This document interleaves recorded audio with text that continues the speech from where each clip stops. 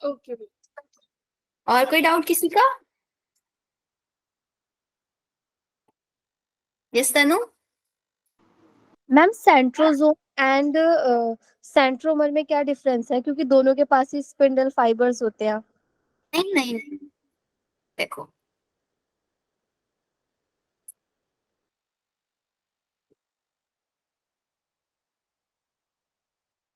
ये क्रोमोसोम है। क्रोमोसोम की दोनों आर्म्स जिस पॉइंट से अटैच होती हैं उस पॉइंट को हम बोलते हैं centromere. Point is known as centromere and centrosome is a cell organelle. वो पेंडिकुलरली ऐसे अटैच्ड होती है, इसका काम होता है स्पाइंडल फाइबर प्रोड्यूस करना। This is known as centrosome. Centrosome. Okay ma'am. ठीक है, तो मैंने आप लोगों को माइटोसिस पढ़ा दिया था। माइटोसिस के अंदर 4 स्टेजेस थी, पी मैट स्टेजेस हम जिनको बोलते थे। पी मैट याद है ना? What is P MAT? Prophase, metaphase, anaphase and telophase. ठीक है, ये चारों फेजेस थी। हमने पूरा देखा था कि भाई सब भी हम सेल को डिवाइड कराएंगे तो सेल डिवीजन के टाइम पे 2 चीजें आएंगी। पहले होगा मेरे पास karyokinesis, it means division of nucleus. Then उसके बाद होगा मेरा साइटोकाइनेसिस। साइटोकाइनेसिस एनिमल के अंदर होगा सेल फरो मेथड के थ्रू, प्लांट के अंदर होगा सेल प्लेट मेथड के थ्रू। एक सेल प्लेट बनेगी। क्यों हम सेल प्लेट के थ्रू कराते हैं? क्योंकि सेल वॉल जो होती है प्लांट्स के अंदर वो सेलुलोज की बनी होती है, एक हार्ड वॉल होती है जिसको हम ब्रेक नहीं करा सकते। समझा था? साइटोकाइनेसिस के अंदर ही जितनी भी सेल ऑर्गेनेलीज होती है वो इक्वली इक्वली दोनों डॉटर सेल्स के अंदर डिस्ट्रीब्यूट हो जाती है। 2 माइटोकॉन्ड्रिया होंगे, एक माइटोकॉन्ड्रिया एक के पास रह जाएगा, दूसरा दूसरे के पास। 2 प्लास्टिड होंगे, एक प्लास्टिड दूसरे के पास रह जाएगा, दूसरा प्लास्टिड दूसरे के पास रह जाएगा। एनसीईआरटी पढ़ लिया है सबने यहाँ तक या नहीं? पढ़ लिया ना? चलो अब हम लोग हमारे मियोसिस पे बहुत अच्छे से मियोसिस पढ़ना है, बिकॉज थोड़ा सा बच्चों को डिफिकल्ट लगता है। ये डिफिकल्ट होता नहीं है, लगता है सिर्फ डिफिकल्ट। मियोसिस में हम लोगों ने एक चीज पढ़ा है, meiosis is a reductional division. Yes ma'am, ये लिखना है। ये तो आप लिख चुके हो पहले कि मियोसिस रिडक्शनल डिवीजन है। रिडक्शनल डिवीजन क्यों हम इसको बोलते हैं ये भी हम लोगों को पता है, क्योंकि इसके अंदर number of chromosome reduce to half. Yes ma'am. Right और not? Number of chromosomes half रह जाते हैं, रिड्यूस होके, that's why we call it meiosis. अब मियोसिस और माइटोसिस में क्या डिफरेंस है, वो डिफरेंस हम लोगों को पता चलेगा थोड़ा सा। ये वाली जो चीजें हैं ये तो थोड़ा एक्स्ट्रा लिखा हुआ है, इस पे ज्यादा फोकस मत करना। अगर आपसे कोई माइटोसिस और मियोसिस में डिफरेंस पूछेगा तो आप लोगों को सिंपली एक चीज बतानी है कि भाई मियोसिस के अंदर क्या हो जाता है। सबसे पहले number of chromosome reduce to half, ये होता है इसके अंदर। ठीक है, फिर इसके अंदर हमें पता है कि मियोसिस जो होता है हमेशा वो सिर्फ जर्म सेल्स के अंदर होगा या नहीं होगा? हमेशा। यस कभी भी ये गैमीट्स के अंदर नहीं होगा। एक सेकेंड, एक सिग्निफिकेंस आप लोगों को पढ़ना है। हाँ, ये वाला पॉइंट और एक बार पढ़ लेते हैं, सिग्निफिकेंस वाला याद आ गया। देखो सिग्निफिकेंस में क्या है कि हमें पता है माइटोसिस एक इक्वेशनल डिवीजन है जो सिर्फ और सिर्फ डिप्लॉइड सेल्स के अंदर होगा। डिप्लॉइड अब हमें पता है डिप्लॉइड क्या होता है, हैप्लॉइड क्या होता है, we know very well. In some lower plants and in some social insects, haploid cells can also divide by mitosis. This is the line जो आपको हाईलाइट करनी है। हमने पढ़ा कि हर डिप्लॉइड सेल के अंदर सिर्फ और सिर्फ क्या होगा, माइटोसिस होगा। तो जो डिप्लॉइड सेल्स अपना ग्रो करेंगी वो माइटोसिस से करेंगी। लेकिन ये बोल रहे हैं कि कुछ लोअर प्लांट्स जैसे कि मोजेस वगैरह होते हैं, मोजेस हो गया, इनके अंदर और कुछ हैप्लॉइड इंसेक्ट्स जो डिवाइड करते हैं वो माइटोसिस। अब ये हैप्लॉइड इंसेक्ट पता है कौन होता है? हनी बी सुना है? हनी बी, हनी बीज के अंदर, ये आप आगे जाके 12th क्लास में पढ़ोगे, हनी बी का जो मेल पार्टनर होता है वो हमेशा माइटोसिस से डिवाइड करता है, उसके अंदर हमेशा माइटोसिस होता है। मेल हनी बी के अंदर माइटोसिस होता है, जबकि इनके अंदर क्या होना चाहिए, होना मियोसिस चाहिए। लोअर प्लांट्स के अंदर it is very essential. To understand the significance of this division in the life and organism, हमें इस डिवीजन का सिग्निफिकेंस समझना। Are you aware some insects where you have studied about haploid और diploid insect? अभी आप लोगों ने नहीं पढ़ा है ये। Mitosis usually result in the production of diploid daughter cell. अच्छा, ये चीज लाइन समझ में आई ना कि लोअर प्लांट्स और इंसेक्ट्स के अंदर मतलब इनकी जो जर्म सेल है उसकी बात कर रहे हैं ये, कि मतलब हमारा रेस्ट्रिक्टेड है सिर्फ डिप्लॉइड सेल तक माइटोसिस, लेकिन लोअर प्लांट और इंसेक्ट्स की जर्म सेल्स के अंदर भी माइटोसिस पाया जाता है, वो ये बोल रहे हैं। समझ आई थी ना ये लाइन? इनके जर्म सेल्स के अंदर भी माइटोसिस पाया जाता है।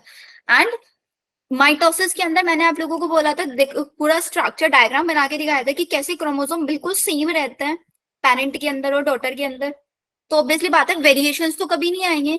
लिखा है विद आइडेंटिकल जेनेटिक कॉम्प्लीमेंट, कि जो हमेशा डॉटर सेल बनती है आइडेंटिकल जेनेटिक कॉम्प्लीमेंट रहता है। आइडेंटिकल मतलब सेम, जेनेटिक कॉम्प्लीमेंट मतलब जेनेटिक मटेरियल जो पेरेंट का है। इसीलिए माइटोसिस के अंदर जो नई डॉटर सेल बनती है, जैसे हम लोगों ने पढ़ा है इवन अभी बाइनरी फिजन पढ़ा होगा ना 10th क्लास में, asexual reproduction sexual reproduction, Yes. वहां पे पढ़ा होगा। एसेक्सुअल रिप्रोडक्शन में हमेशा क्लोन्स बनता है genetically similar to their parents, और सेक्सुअल रिप्रोडक्शन में वेरिएशंस आते हैं। पढ़ा है हम लोगों ने ये चीज। तो वही ये बोलते हैं यहाँ पे कि भाई माइटोसिस जो प्रोसेस होता है उसके अंदर जो नई डॉटर सेल्स बन के आती है, they should have always identical genetic complement. And the growth of multicellular organism, जितने भी मल्टी सेलुलर ऑर्गेनिज्म की ग्रोथ होती है just because of this mitosis. Cell growth result in cell, जब भी सेल की ग्रोथ होती है उसकी वजह से क्या होता है, आपका न्यूक्लियस और साइटोप्लाज्म का जो रेशो होता है ना डिस्टर्ब हो जाता है। It therefore become essential for the cell to divide to restore the nucleocytoplasmic ratio। मतलब जब भी सेल की ग्रोथ होती है तो अनइवन ग्रोथ होती है सेल के अंदर, कि साइटोप्लाज्म 2 टाइम्स ग्रो हो गया, न्यूक्लियस जो हो गया वो 3 टाइम्स ग्रो हो गया, लेट्स सपोज। तो इसकी वजह से जो रेशियो है वो डिस्टर्ब हो जाएगा G1 फेज में आके। लेकिन फिर जब हमारा सेल माइटोसिस के अंदर आएगा, माइटोसिस हमेशा न्यूक्लियस साइटोप्लाज्म का रेशियो को रिस्टोर करने में हेल्प करता है। These are the significances. Question आ सकता है यहाँ पे। क्वेश्चन कैसे आएगा? क्वेश्चन ऐसे आएगा, स्टेटमेंट्स बना के दे देंगे और उसमें से पूछेंगे which one would be the best या फिर correct statement to helps in the significance of mitosis, which easily explain the significance. Significance का मतलब होता है माइटोसिस मेरे को कहाँ कहाँ देखने के लिए मिलता है और मेरे को उससे क्या क्या बेनिफिट हो रहा है। पहला बेनिफिट आइडेंटिकल जेनेटिक कॉम्प्लीमेंट उससे मिलता है। माइटोसिस सिर्फ और सिर्फ डिप्लॉइड सेल से रिस्ट्रिक्टेड है एक्सेप्ट लोअर प्लांट्स एंड कुछ इंसेक्ट्स। माइटोसिस के अंदर न्यूक्लियस साइटोप्लाज्म का रेशो मेंटेन रहता है, वो रिस्टोर करने में हेल्प करता है। माइटोसिस के थ्रू मेरी बॉडी के अंदर कहीं भी किसी भी सेल में डैमेज आया उसको रिपेयर करने में हेल्प करता है। Very significant contribution of mitosis cell repair. हमारी जो स्किन होती है, एपिडर्मिस जो लेयर होती है सबसे ऊपर वाली लेयर, उसके अंदर कहीं पर रप्चर आया, वो कहीं से डैमेज आया, उसको वापस से रिप्लेस करने में हेल्प करता है माइटोसिस। हमारी जो गट मतलब हमारी एलिमेंट्री कैनाल, उसकी लाइनिंग्स में कहीं कुछ रप्चर आया, हमारी जो ब्लड सेल्स हैं उनको वापस से रिप्लेस करने में हेल्प करता है माइटोसिस। और जितनी भी हमारी मेरिस्टेमेटिक टिश्यूज, याद है ना meristematic tissues are the young tissues. Yes, ma'am. ये मेरिस्टेमेटिक टिश्यूज भी माइटोसिस के थ्रू ही डिवाइड करता है। जैसे हमारा एपिकल मेरिस्टेम था, लेटरल मेरिस्टेम था, ये सब अपनी, क्योंकि हमें पता है कि प्लांट के अंदर जो होती है वो अनलिमिटेड ग्रोथ होती है। हमारे अंदर अनलिमिटेड ग्रोथ नहीं होती, प्लांट्स के अंदर ग्रोथ होती है जो पूरी लाइफ टाइम चलती रहती है। वो किस वजह से? क्योंकि प्लांट के अंदर मेरिस्टेमेटिक टिश्यूज है and meristematic tissues perform mitosis, उनके अंदर माइटोसिस होता है। आया समझ? सिग्निफिकेंस वापस से रिकैप करो। सिर्फ डिप्लॉइड सेल से रिस्ट्रिक्टेड है usually, exception lower plants and कुछ insects. Nucleus cytoplasm ratio maintain करने में हेल्प करता है, हमारी ब्लड सेल्स को रिप्लेस करता है, हमारी जो गट्स की इनर लाइनिंग है उसको रिपेयर करने में हेल्प करता है, एपिडर्मिस को रिपेयर करने में हेल्प करता है, हमारी सेल में कहीं पे भी डैमेज आ जाए उसको रिपेयर करने में हेल्प करेगा। और क्या क्या करता है ये? और हमारे जो प्लांट्स के अंदर अनलिमिटेड ग्रोथ पाई जाती है वो भी माइटोसिस की वजह से ही होती है। और ये आइडेंटिकल जेनेटिक कॉम्प्लीमेंट बना के रखता है। डन? याद हो गया सबको?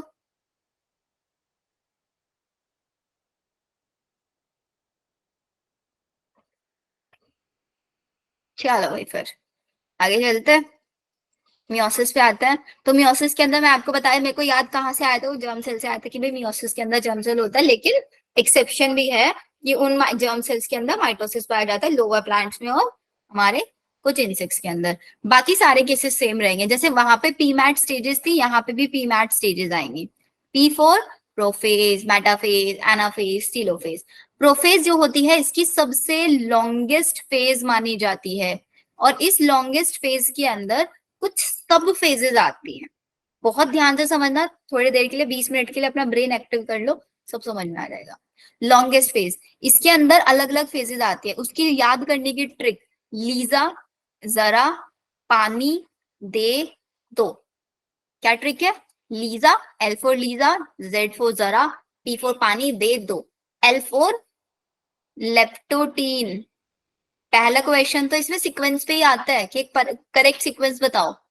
फिर आती है हमारी जाइगोटीन, फिर आती है पेकाइटीन, डी फॉर डिप्लोटीन, ये लिखना है आप लोगों को, एंड अगेन डी फॉर डायाकाइनेसिस। इतना लिखना बस, इन स्टेजेस के अंदर क्या हो रहा है क्या नहीं हो रहा है सब एनसीईआरटी खोल लो, एनसीईआरटी में हाईलाइट करना। इतना लिखो जरा एक बार स्टेजेस, और ये ट्रिक लिख लेना नहीं तो भूल जाओगे।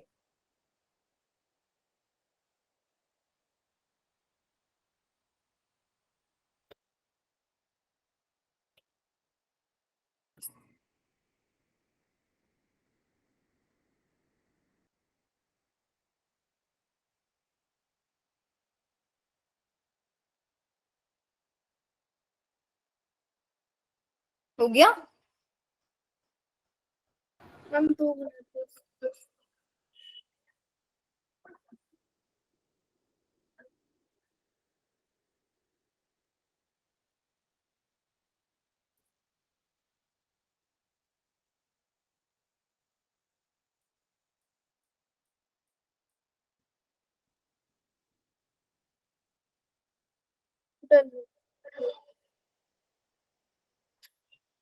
चलो, अब एनसीईआरटी बहुत फोकस के साथ पढ़नी है यहाँ पे, क्योंकि इस चैप्टर से, इस वाले टॉपिक से 1 या 2 क्वेश्चन मिलेंगे ही मिलेंगे, गारंटेड मिलेंगे आप लोगों को। ठीक है, तो सबसे पहले मैंने आपको बोला कि भाई जो मेरे पास प्रोफेज होता है इसका, इसके प्रोफेज को हमने अलग अलग फेजेस में डिवाइड किया। कितनी फेजेस बताई? Leptotene, zygotene, pachytene, diplotene, diakinesis. Trick याद रहेगी सबको, लीजा जरा पानी दे दो। अब जो लीजा है मतलब लेप्टोटीन स्टेज है, हमने माइटोसिस के अंदर पढ़ा था। माइटोसिस के अंदर जैसे ही सेल इंटरफेज से निकल के डिवीजन फेज में आता था, सबसे पहले क्या होता था? फॉर्मेशन ऑफ सबसे पहले क्या होता था? क्रोमोसोम्स बनते थे। हाँ, सबसे पहले जो क्रोमेटिन मटेरियल है वो कंडेंस होता था या नहीं होता था? Yes ma'am. इसमें भी वही होगा, सबसे पहली स्टेज है तो इसके अंदर भी सबसे पहले कंडेंसेशन होगा। देखो क्या कह रहे हैं कि during leptotene stage chromosome become gradually visible under the light microscope. Light microscope पे धीरे धीरे क्रोमोसोम्स आपको दिखने शुरू हो रहे हैं, और जो क्रोमोसोम है उनका कॉम्पैक्शन, कॉम्पैक्शन का मतलब और chromosome chromatin material compact, compact का मतलब एक जगह जुड़ता जा रहा है, continue through out leptotene. Leptotene में सिर्फ और सिर्फ क्रोमोसोम्स का क्या हुआ? कॉम्पैक्शन हुआ या नहीं हुआ? लिख लो जरा इसको कि लेप्टोटीन के अंदर क्या हुआ, बिकॉज यहीं से क्वेश्चन आएगा। लेप्टोटीन के अंदर हुआ हमारा कॉम्पैक्शन ऑफ क्रोमोसोम। वाओ, वापस जहां पे समझ नहीं आएगा तो प्लीज साथ साथ बता देना, बिकॉज स्टेजेस वाइज स्टेजेस हम चलेंगे। फिर आता है नेक्स्ट स्टेज मेरे पास, जाइगोटीन। अब जाइगोट नाम से याद रखना है इसको, स्टेज को। जाइगोट के अंदर क्या होता है? Male gamete female gamete fuse करता है, जाइगोट बनता है एक सिंगल सेल, फिर उसके अंदर डिवीजन होके एक पूरा का पूरा ऑर्गेनिज्म बनता है। तो मतलब जनरली जाइगोट के अंदर फ्यूजन होता है, जाइगोट फ्यूजन से बनता है। नाम जाइगोटीन रखा है तो भाई इसके पीछे कुछ ना कुछ लॉजिक होगा। किससे रिगार्डिंग? फ्यूजन से रिगार्डिंग ना। यस। तो इसके अंदर क्या हो रहा है? During this stage chromosome start pairing together. मतलब जो हमारे क्रोमोसोम्स है, 2 क्रोमोसोम्स आएंगे आपस में पेयरिंग करना शुरू कर देंगे। उस पेयरिंग के प्रोसेस को बोलेंगे हम साइनेप्सिस। अब जल्दी से जाइगोटीन के आगे लिख दो, जाइगोटीन के अंदर क्या हो रहा है, साइनेप्सिस हो रहा है, एंड साइनेप्सिस के आगे लिख दो पेयरिंग ऑफ क्रोमोसोम। लिखो जल्दी से, zygotene, synapsis, pairing of chromosome occurs.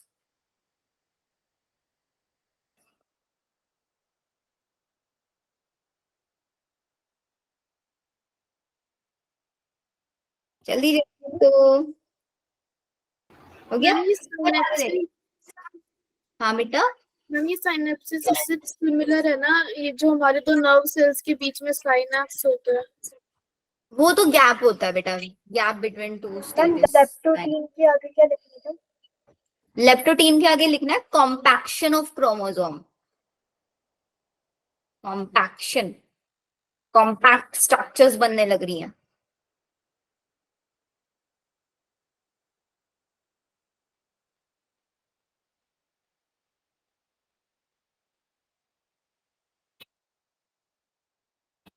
हो गया।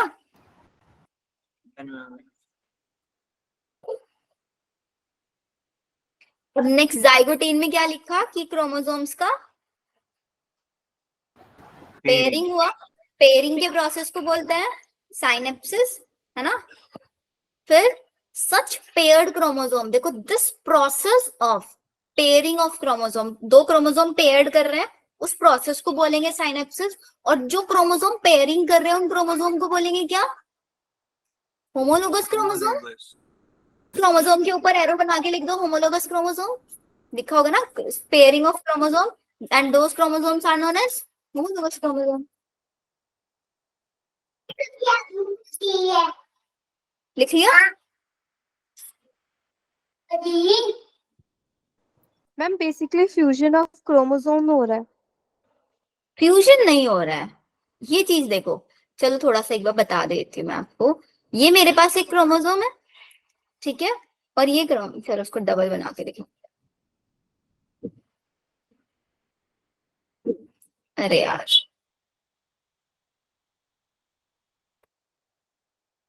एक क्रोमोसोम ये है, एक क्रोमोसोम ये है, ठीक है। इन दोनों क्रोमोसोम्स के अंदर क्या होगा, ये क्रोमोसोम साइनेप्सिस करेंगे। पहली बात तो इन क्रोमोसोम को बोलेंगे हम क्या, होमोलोगस क्रोमोसोम। ये क्रोमोसोम साइनेप्सिस कर रहा है, साइनेप्सिस कैसे होगा वो देखना।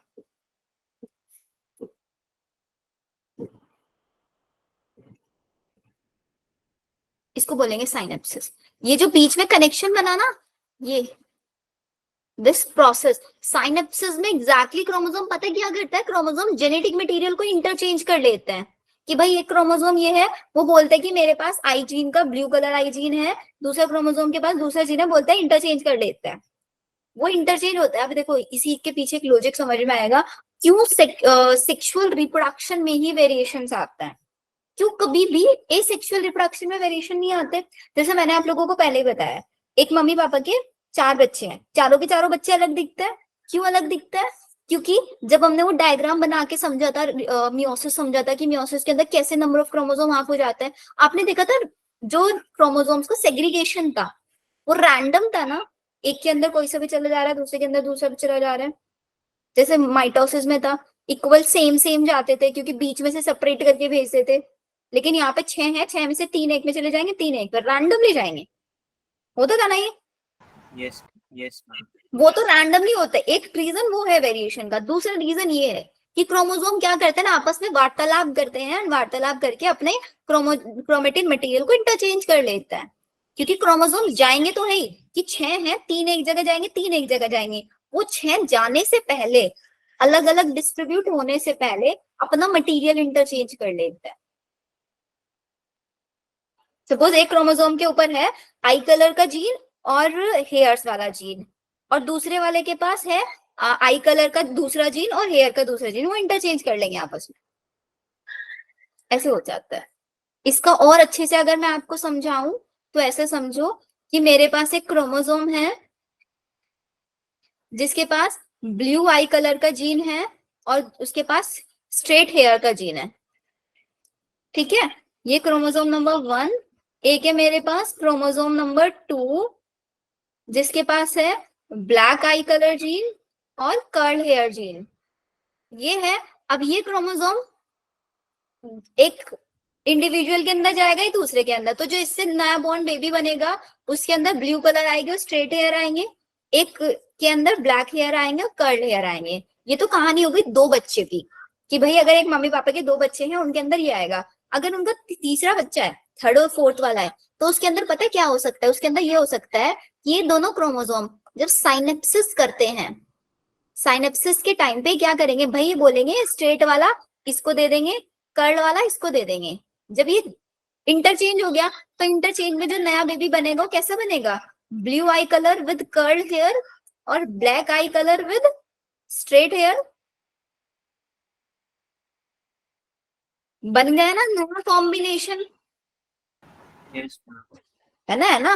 जैसे कि आप लोग अपने घरों में भी एग्जाम्पल देखते हो, तो किसी की मम्मी के हेयर स्ट्रेट है, बहुत सारी लड़कियां ऐसे होती है उनके पापा के हेयर कर्ल है, तो उनके हेयर कर्ल होता है, पापा के में गए हैं। लेकिन सेम आपकी दूसरी बहन है, उसकी हेयर्स क्या है, स्ट्रेट है उसके, क्योंकि उसके अंदर जीन किसका है, मम्मी का जीन आया है और उसके अंदर पापा का जीन आया है। सेम और हैबिट्स हो सकती हैं। जैसे सपोज मैं अपना एग्जाम्पल लूं, मेरी जो जितनी भी हैबिट्स है वो मेरे पापा के जैसी है, लेकिन जो मेरा लुक है वो मेरी मम्मी के जैसा है। मेरी सिस्टर है, मेरी सिस्टर का लुक थोड़ा थोड़ा पापा से मैच करता है और हैबिट्स मम्मी से मैच करती है।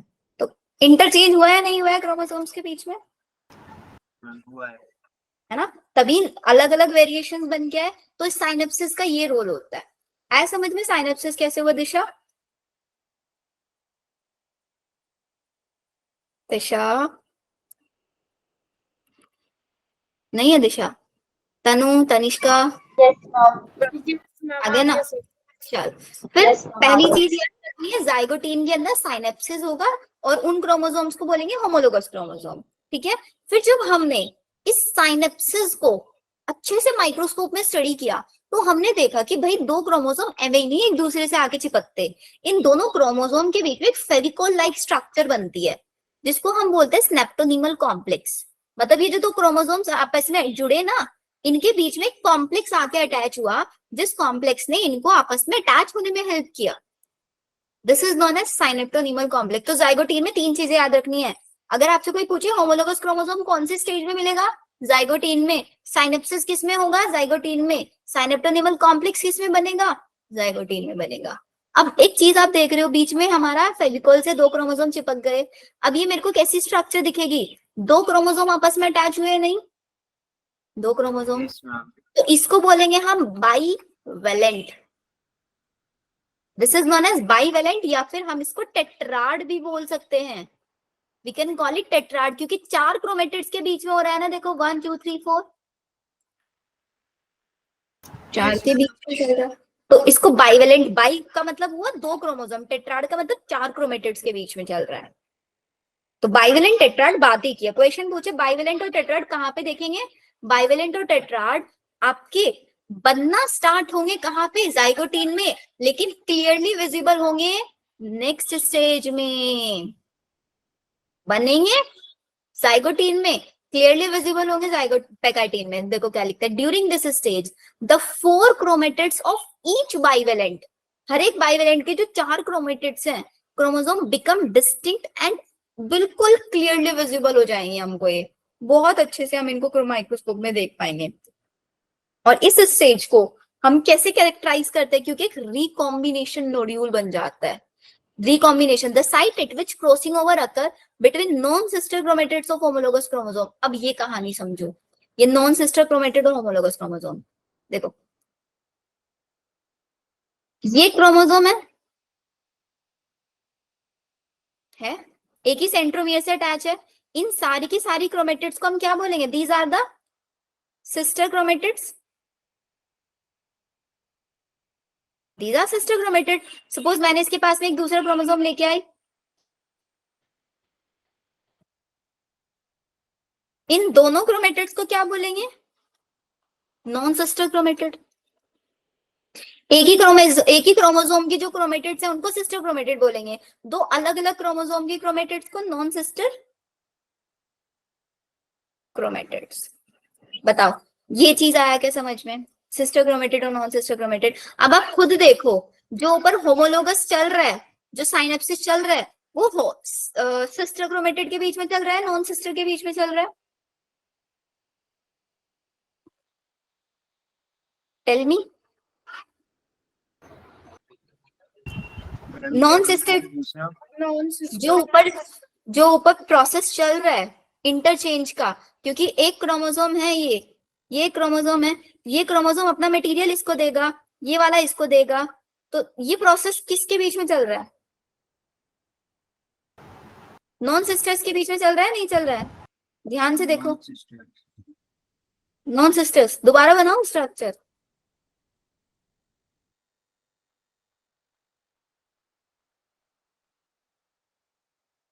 देख लो अब, ये दो अलग अलग क्रोमोसोम है, होमोलोगस क्रोमोसोम है।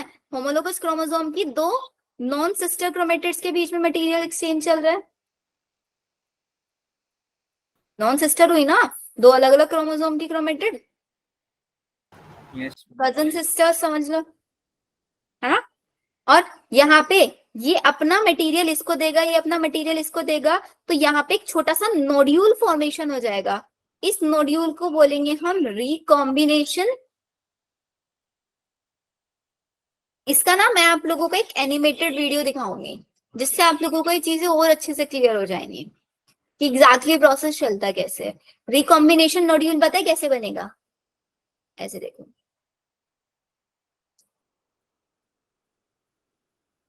ये ऐसे, क्योंकि इनके बीच में एक्सचेंज चल रहा है। This is known as recombination, कि मटेरियल का रिकम्बाइन कर रहे हैं। रिकॉम्बिनेशन का मतलब समझते हैं, नया कॉम्बिनेशन बन रहा है, एक नोड्यूल बनेगा, तभी तो जेनेटिक मटेरियल एक्सचेंज होगा। रिकॉम्बिनेशन, नया कॉम्बिनेशन, जैसे वो ब्लैक और स्ट्रेट हेयर, वो नया रिकॉम्बिनेशन बना। आ रहा है समझ? Yes ma'am. जब दो देखो, क्रोमोसोम एक साथ जुड़ जाएंगे तो उन सबको ही सिस्टर बोलेंगे या फिर दो नॉन क्रोमोसोम्स नॉन सिस्टर बोलेंगे ना, क्योंकि ये बोल रहे हैं कि जो हमारा प्रोसेस चल रहा है साइनेप्सिस का, वो तो नॉन सिस्टर क्रोमेटिड्स के बीच में चल रहा है ना, between Yes. Non sister chromatids of homologous chromosome. तो वहां पे जो नॉन सिस्टर क्रोमेटिड के बीच में जो छोटी सी स्ट्रक्चर बन रही है ना, ऐसे लंबी सी, this is known as recombination nodule. दोबारा से पढ़ो उसको, क्या लिखते हैं ये देखो। ये बोलते हैं पेकाइटिन स्टेज में जो बाइवेलेंट और टेट्राड है वो मेरे को क्लियरली विजिबल हो जाएगा।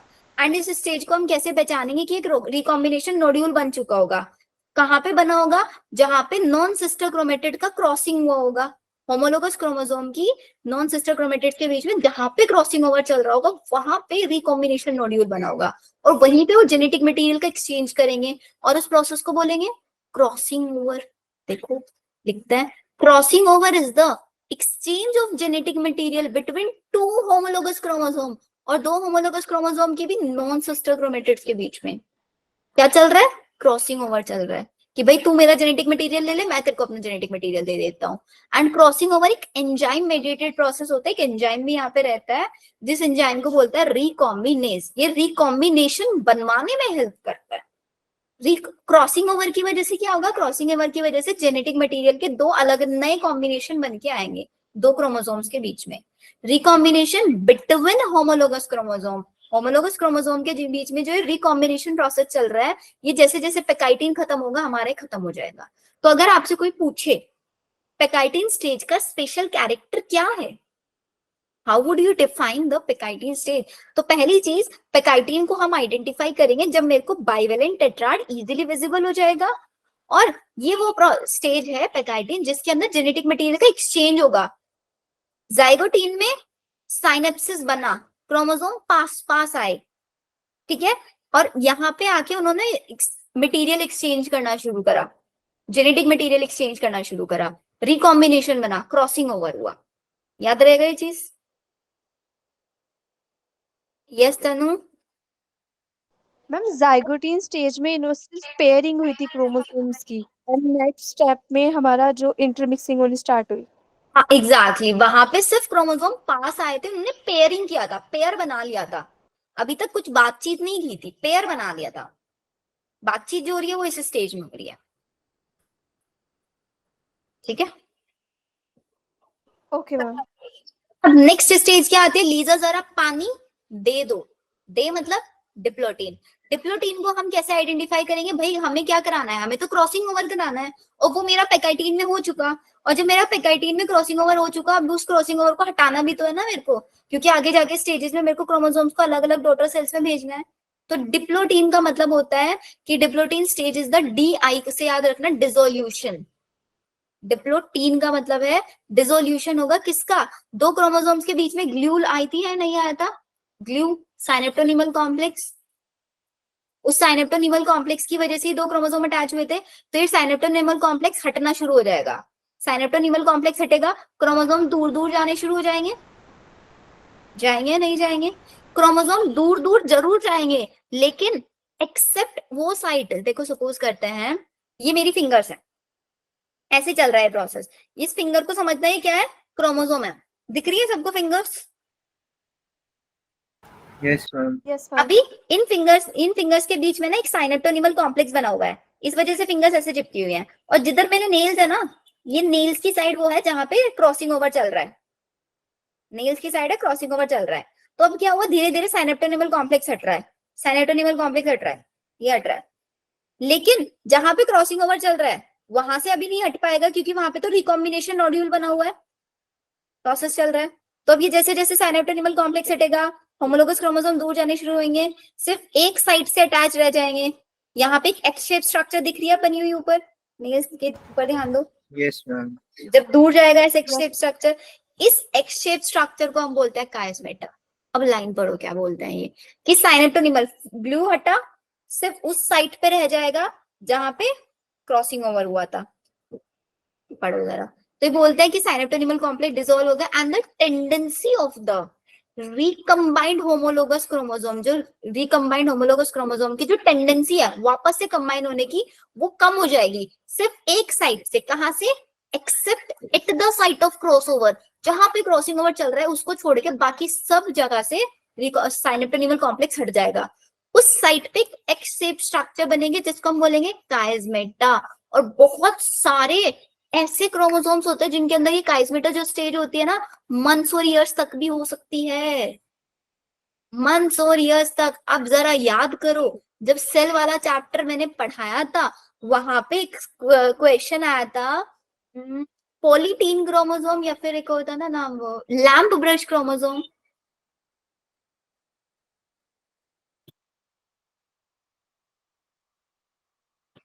बोलो भाई, यस मैम। किस किस को याद है ये वाला क्वेश्चन? महक तो भाई कंफ्यूज हो रखी है, महक तो कंफ्यूजिंग वाले मुझे भी है। पॉलीटीन लैम्प ब्रश मैंने बोला था इंचार्टी में है, बताया था ना, बिकॉज थोड़ा सा कंफ्यूजन मुझे भी हो जाता है, दो बैचेस हैं, क्या पता कौन से बैच में बताया हो। पता नहीं, याद नहीं है। था। अच्छा, एमटीजी बुक से पीवाईक्यू तो करे होंगे ना, जिसने पीवाईक्यू करे होंगे उसके सामने क्वेश्चन आया, 2018 में क्वेश्चन आया हुआ है ये।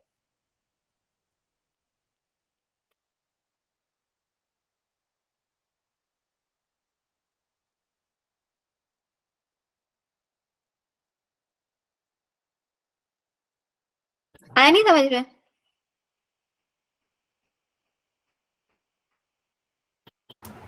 आ गया।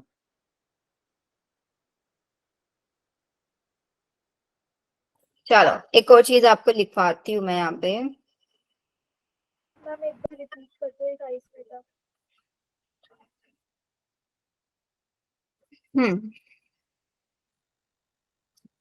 नोटबुक में लिख लो, because this is the point जहां पे जाके हमारे बच्चे बड़े कंफ्यूज होते हैं।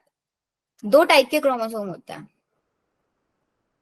मतलब क्रोमोसोम तो काफी होता है, ये आउट ऑफ एनसीईआरटी क्वेश्चन है।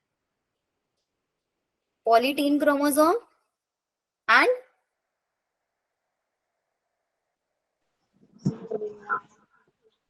Brush chromosome. तो इन्होंने जहां पे ये लाइन लिखी हुई है ना, कि भाई जो हमारा ये in oocyte of some vertebrate diplotene can last for कहां तक? मंथ्स और ईयर्स तक। अब आप खुद बताओ, डिप्लोटीन के अंदर क्या हुआ? एक्स शेप स्ट्रक्चर बन रही है, जो क्रोमेटिड्स हमारे अटैच हुए हैं, बहुत सारे क्रोमोसोम्स ऐसे अटैच रहेंगे या नहीं रहेंगे? पूरी तरीके से अलग नहीं हुए, बिकॉज वो, तो हमको जो क्रोमोसोम दिखेंगे वो क्रोमोसोम बहुत ज्यादा डीएनए स्ट्रैंड्स वाले नहीं दिखेंगे, कैसे स्टेजेस में बड़े बड़े क्रोमोसोम दिखेंगे। तो लैम्ब ब्रश क्रोमोसोम उन्हीं क्रोमोसोम्स को बोलते हैं जहां पे बहुत सारी डीएनए स्ट्रैंड्स आपस में अटैच रहती हैं, और किसी किसी के अंदर ये एक एक महीने तक, एक एक साल तक ऐसी स्टेज में रहता है। ठीक है, ये आपको याद रखना है। अब क्या याद रखना है, दो टाइप के क्रोमोसोम है, polytene chromosome and lamb brush chromosome. दोनों के दोनों जो होते हैं वो जाइंट क्रोमोसोम, जाइंट समझते हो, बहुत बड़े साइज के, यस मैम। जाइंट क्रोमोसोम्स दोनों के दोनों कहलाते हैं, जिनके अंदर दोनों के पास बहुत सारी अमाउंट में डीएनए स्ट्रैंड्स होते हैं। इनके पास क्या होता है, पॉलीटीन अगर आप लिखो तो पॉलीटीन वो क्रोमोसोम है आपका, they develop from the chromosome of diploid nuclei by duplication of chromosome without segregation, मतलब segregation नहीं हुआ क्रोमोसोम्स का, वो एक जगह अटैच ही रह गए, उनको बोलते हैं हम आपका पॉलीटीन क्रोमोसोम या फिर लैम्ब ब्रश क्रोमोसोम। ऑब्वियसली दोनों के दोनों ऑलमोस्ट सिमिलर होता है, दोनों के अंदर कुछ ज्यादा बड़ा डिफरेंस नहीं होता, बट डिफरेंस ये होता है कि लैम्ब ब्रश हमारा जो oocytes होता है ना, या फिर कुछ वर्टिब्रेट्स, उनके केस में तो हम बोल देते हैं। ठीक है,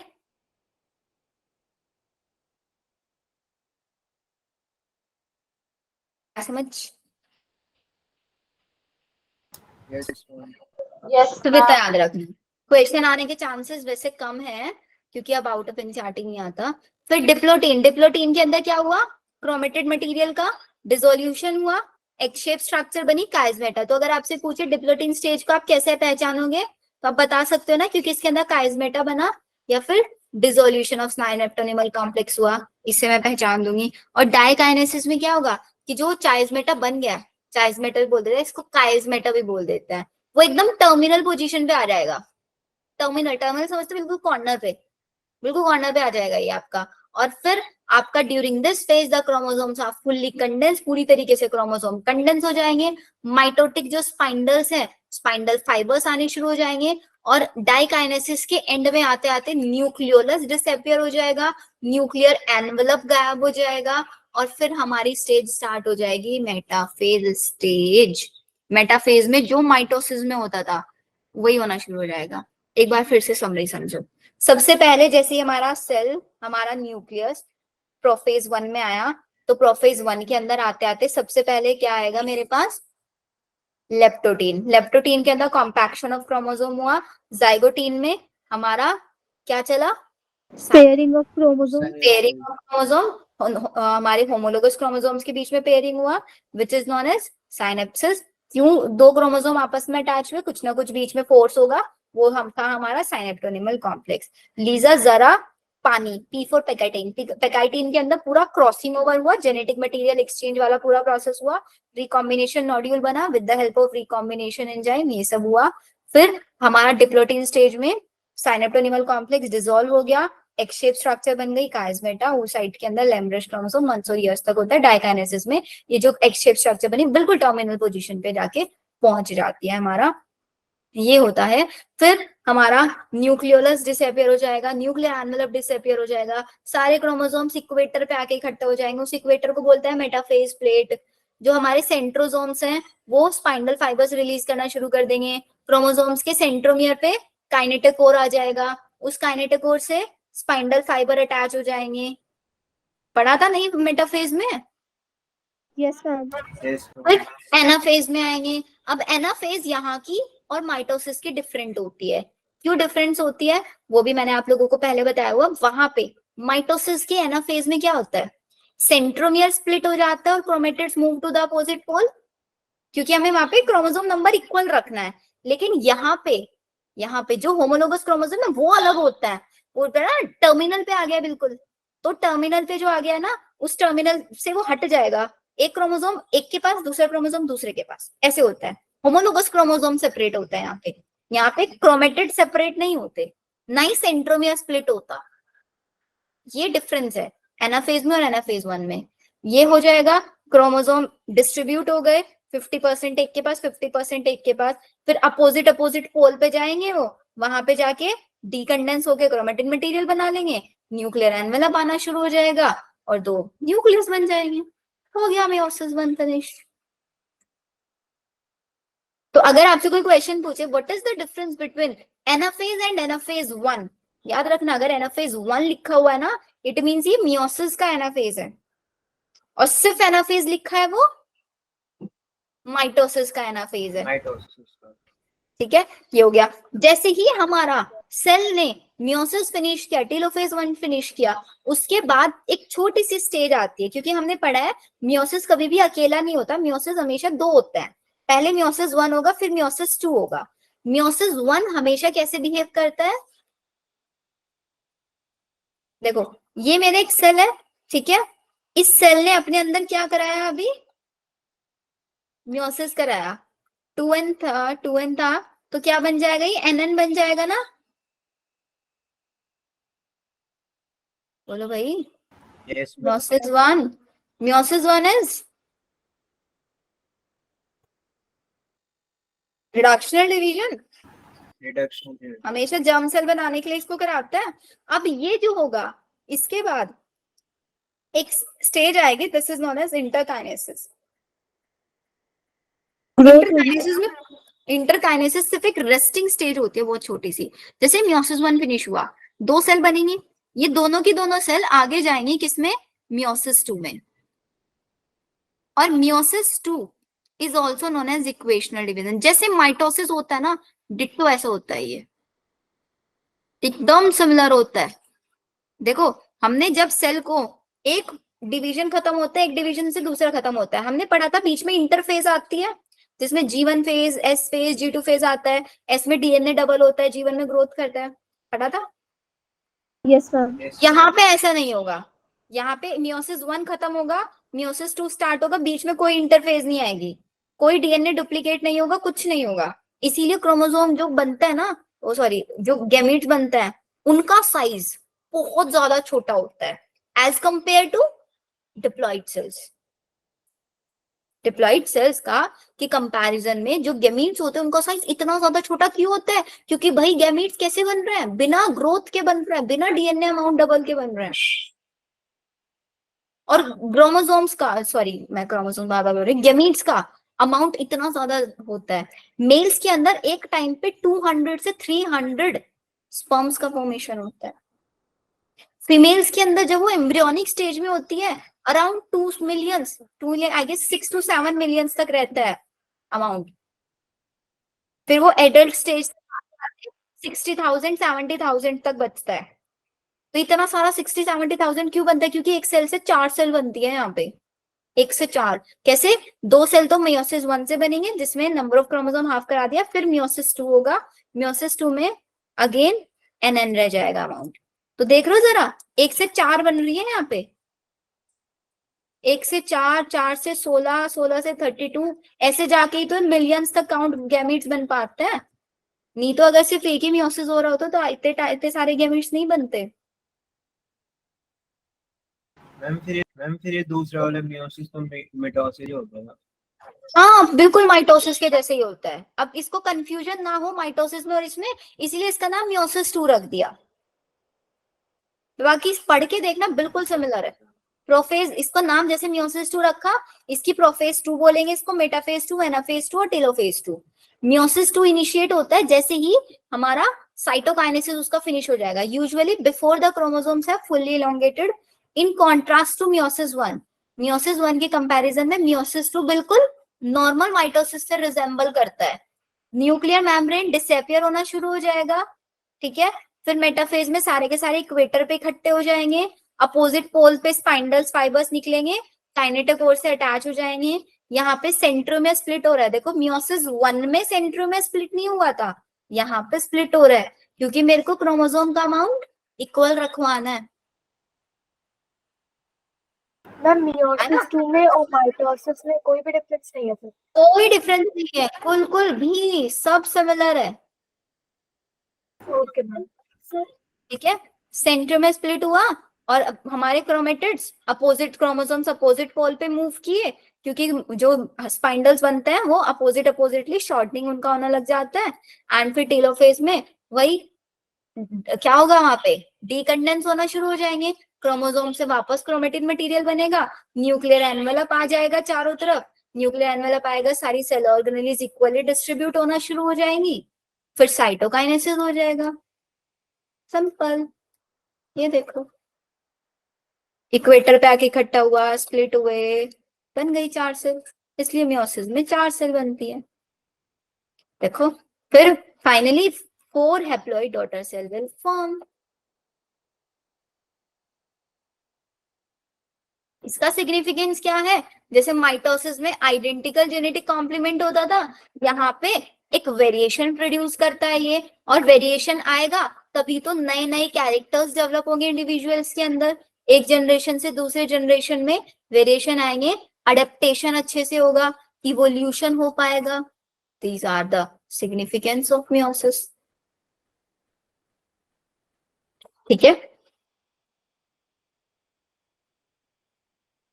बताओ आए समझ में?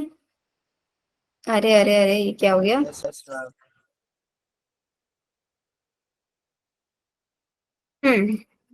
स्क्रीन कैसे लेब हो गया?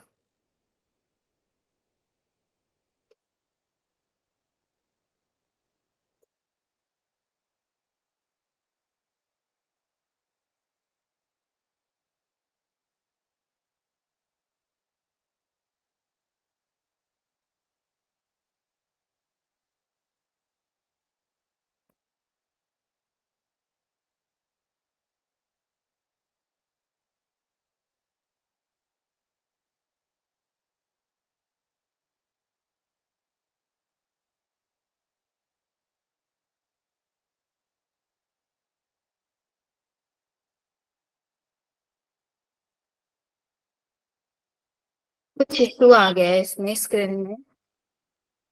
आप लोगों को समझ में आया ना यहाँ तक? आप मेरे को ये बताओ, यस मैम। Yes, ma'am. समझ आ गया ना? अब आप लोगों को क्या करना है, जितना मैंने यहाँ तक पढ़ा दिया आप लोगों को, इसको एक बार एनसीईआरटी से बहुत अच्छे से। अच्छा, स्कूल की तो छुट्टी होगी ना आप लोगों की? आज भी थी, कल भी है शायद। Ma'am online class yes ma'am, जाना है। ऑनलाइन क्लास हो रही है स्कूल की।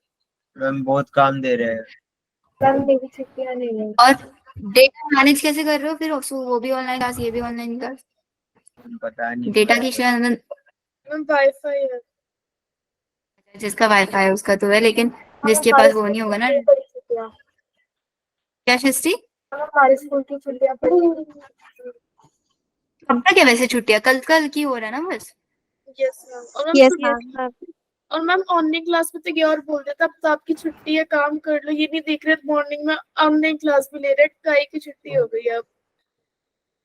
बात नहीं बेटा, आप लोगों के भले के लिए ये कराता है इतना सारा काम। करो, थोड़ा मेहनत करने की हैबिट लगेगी आप लोगों को। तो जितना मैंने पढ़ा दिया ना, इसकी एनसीईआरटी पढ़ लेना आप लोग। फिर हम लोग क्लास में फिर मैं आप लोगों को इसका डीपीपी करा दूंगी। डीपीपी नहीं दूंगी करने के लिए, ऑलरेडी आप लोगों के पास इतना सारा काम है फिर। यस तनु? मैम 23rd को कौन सा एग्जाम है? ग्रुप पे सिलेबस 23rd? हाँ वो 20 जो संडे में टेस्ट होता है बेटा, उस वही वाला है।